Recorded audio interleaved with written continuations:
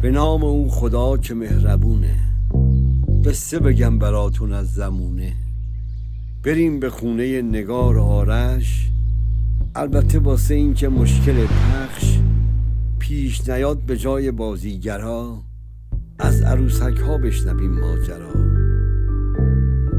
عصر یه روز معمولی رسیده، نگار تو فکر گردش و خریده. خیر باشه، باز پای رختاویزی؟ از نو شدی مشغول رنگامیزی؟ دلم پوسید، میخوام برم بگردم. یه مدت خرید مرید نکردم. منم باهات میام که باز نذارم هی بکشی کارت بکنی بیچارم. بیا، فقط خواهشم اینه قبلش یه دستیم به اون صورتت بکش. بزن برسی بیلاتوس، شدی از زمونه بدجور عقب افتادی. چی؟ سیبیلامو بزنم؟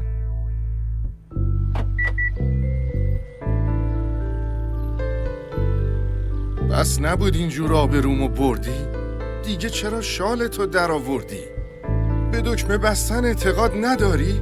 غیرتمو داری به جوش میاری.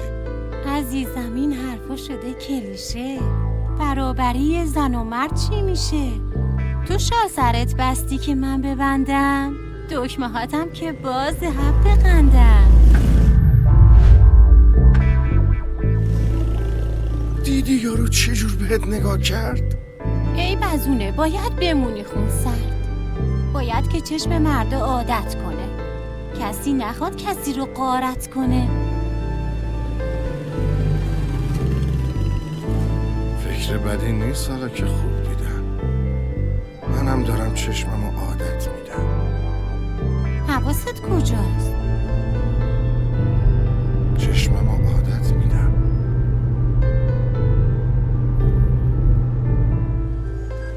چشممو عادت میدم. چشممو عادت میدم. چشممو عادت میدم. چشممو عادت میدم. بله دوستان، بیایید خیال کنیم که سالها گذشت، مرزای پوشیدگی کم کم شکست. ایرانمون مثل فرنگ شد که با ادعای برابری با مردا، زنها می پوشن لباسای کمتر، واجب انگار که باشن اغواگر. از پس این برابری عجیب، نصیبشون میشه هزار آسیب. I've been harassed, and you know what? I'm just like you. Because what happened to me behind the scenes happens to all of us in this society. ارزش زن یه جوری اونجا بالاست، میشه بگیم یه چیزی مثل کالاست.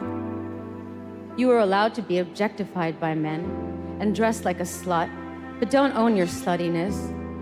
Be what men want you to be. به این فضاحت پر از افتخار، فرض کنید ما هم شدیم گرفتار. حالا بریم به خونه اون دوتا، جایی که برپا شده یک ماجرا. دختر 20 سالشون از راه دور، اومده با یه سوغاتی ناجور. جا نخورید، این نوتون مهناست. خبر ندادم که بشه سورپرایز. کار پیش اومد، باباش نتونست بیاد. استادم پولدار و با سواد. چی میگی دختر؟ با اجازه کی؟ رفتی و عقدش شدی این که میگی؟ عقد کدومه؟ ازدواج سفیده. همخونه ایم. خب این کجاش جدیده؟ حرومی بچه‌ای که آوردی پیش خودت، آخه چه فکری کردی؟ بی خیالش مادر من گیر دادی، از زمونه بد جور عقب افتادی. خبر نداری که منم به زودی همخونه میشم با آقا مقصودی. قرار زندگی کنیم قانونی، لطفاً نگو اینم خلاف میدونی. چی؟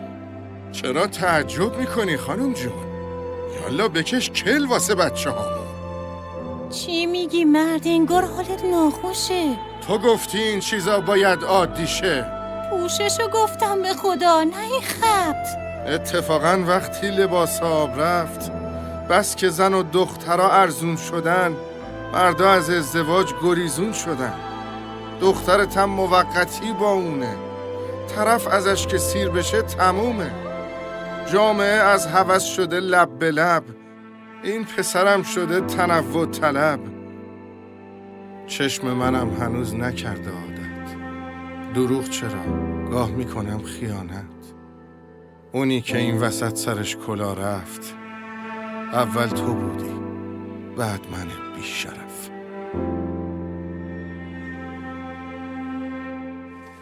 قصه ها گاهی تلخ میشن آخرش، مثل نگار که هیچ نبود باورش. سر بره دیگه ماجرا تا این حد، با دفن شال مانتو مغنه چارقد. خیالی بود قصه‌مون آره بعضن، ممکنه که به ظاهرش بخندن. غرض ولی اینه کمی فکر کنیم به سرنوشتی که رقم میزنیم، به فردایی که راجبش مسئولیم. الهی راه اشتباهی نریم.